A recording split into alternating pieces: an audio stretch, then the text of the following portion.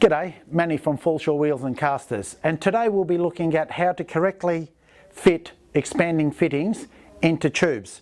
So we basically start off with two pieces of cones, an expander and a cone. They need to be fitted in the correct orientation onto the caster, and you will see the caster has 4 indentations on the top of the rivet with 4 tabs on the round part of the cone.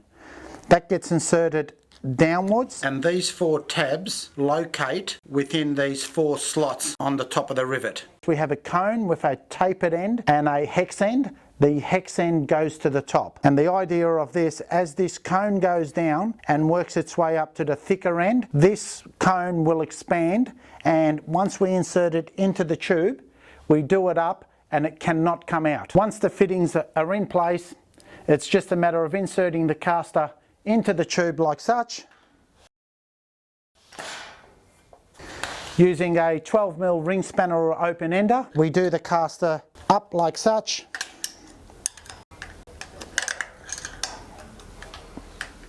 that's now expanded inside the tube. It is not going to come out. We can tip the trolley back on its casters. You can see it's not coming out, and away you go. That is now ready to be used. We have a variety of expanding adapters, both in round and square, ranging from 19 to 22mm to 28mm internally, with the pin tool being common to fit all.